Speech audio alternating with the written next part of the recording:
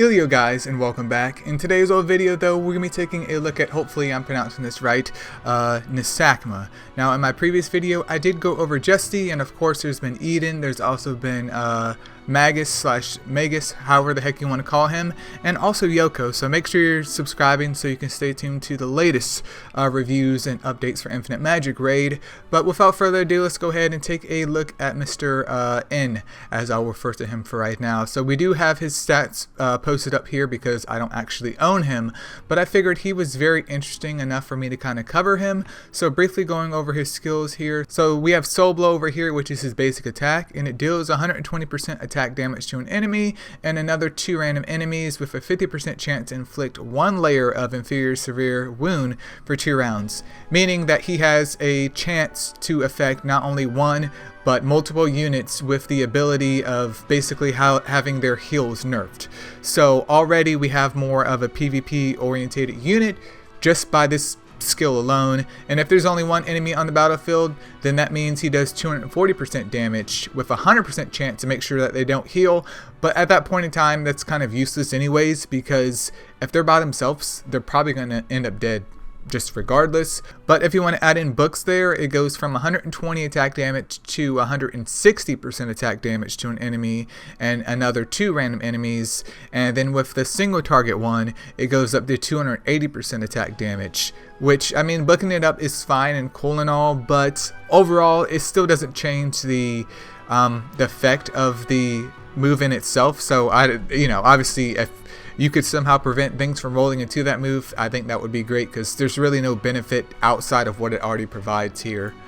His second skill, Totem of Fear, though, it deals 100% attack damage to all enemies, and it has a 60% chance to inflict a layer of Horrify for 1 round. If you're not sure what Horrify is, or just any skill in general here, if you click on the skill, it explains what it does.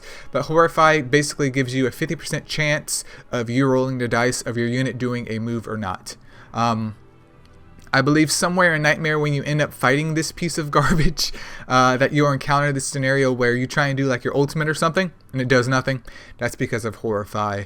But with books though, it goes up to 120%, which it is an AoE, so its damage can't be that crazy. What's interesting though is that Horrify does go up to 80%. That is huge in my opinion. That is disgusting. And for the skill cooldown, that drops down to 3 turns. So this attack right here, it's the money. I mean, Horrify isn't something that you should rely on, but having it in your kit, especially in a more PvP situation, preventing other units like Zia or Zaya, however the heck you pronounce her name, from acting, could mean a difference between life and death for you. And then his passive skill, Soul Connection, this is what kind of got me interested into him, just because when you fight him in Nightmare, it's just so annoying. I believe there's also a dungeon, that's part of the clearable dungeons that we can have.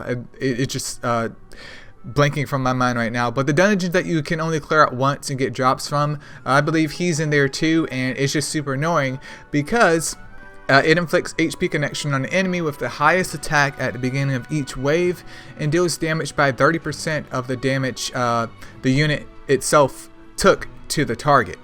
So with this fully booked up, it goes from 30 to 50% of the damage that Mr. N takes gets kind of reflected back to that unit, which, I mean, depending on his stats, he could be quite tanky, but since they're tethered together, you're always going to take damage on essentially your strongest unit. This makes things kind of spicy in my opinion though, because obviously fighting him and having that like being attached to my Yoko, for example, was just terrible, because I had to make sure I healed her, and I had to make sure that when I hit him, if I'm going to hit him hard, make sure I don't hit him hard enough to just straight up kill Yoko too, because once your HP gets low, especially on like a more DPS based unit here, congratulations, you run into some problems. And I mean, this is really the main selling point of him. And then we have Imperious Curse here, which deals 200% attack damage to all enemies, and it steals all buffs from them as well. I mean, this right here is just money. Once again, more of just a PvP unit. I mean, I'm not sure where you would honestly use him at in a PvE situation, just because his kit is just like 100% PvP. But imagine dealing some decent damage to the entire squad that you're fighting, and also taking off all their buffs, like waiting, kind of letting this skill marinate for a little bit and then go ahead and pop it out. That's That's some smiley face gaming right there. But we can see with books it goes up to 260% for the attack damage, and it gets reduced to 4 turns. I know what you're thinking here. So I have Mr. N, as I'm calling him for right now, but obviously things get better with more investment from this guy. So with this exclusive weapon, saying somehow that you can get enough for these, obviously he gets that boost in his HP, attack, and defense. Mainly HP and defense though, because we want him to have a whole bunch of HP so people can feel free to whomp on him and play themselves with their DPS, taking all kinds of damage. But at level 1 he gets an increase to damage dealt by himself by 30%, which I'm assuming this might be a typo or isn't really explained, because I'm not sure what that's affecting directly. At level 2 though, the enemy bound to HP connection receives 15% more damage. So you remember with books here, this now I believe it gets boosted up to 65% damage that he is dealt to him, that Mr. N takes, gets reflected back to them as well. Once again, that's money. And then Imperious Curse restores self HP by 4% of max HP when successfully stealing buffs. This here is just weird. Is it 4% of his max HP with each buff, or is it literally just 4% max HP? Because at that point in time, it's just like, you might as well get this bad boy up to level 2. I understand you get stat upgrades too, but you might as well just get him level 2 and just hang it up, because if it's literally just 4%, it's kind of trash in my opinion here. But yeah, I figured he was a very interesting unit to have. Obviously I will leave like a recommended gear set to have on him, and I think he's a unit worth building up, but keep in mind that he is more of a defensive or just a defense based unit and not so much one that you would use for attacking.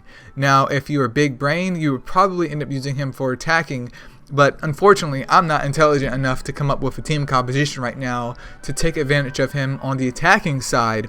But as a defense type unit, he is a great punisher, especially paired up with other units that can not only spam shields like Whim, but can also spam stuns and also have AoEs of their own.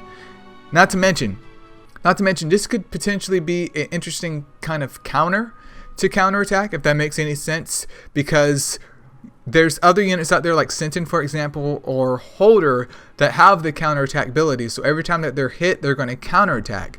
But if you're rocking him and they proc counterattack, have Mr. N attack them, they're going to attack him back, thus hitting their strongest hitting unit on the team. So in a way, I mean, you're not countering counterattack, but you are kind of developing a way to punish it. But that's my insight to him. I think he's just a decent defense unit. Outside of that, there's nothing spectacular about him. But he's been on my mind for a little bit because I would love just to pull one and kind of experiment with him. But yeah, that's pretty much it, you guys. Once again, if you haven't considered subscribing, go ahead and do so. Check out the subreddit if you haven't done so, because I do have a tier list up there and working on a beginner's guide. And yeah, that's pretty much it. See ya.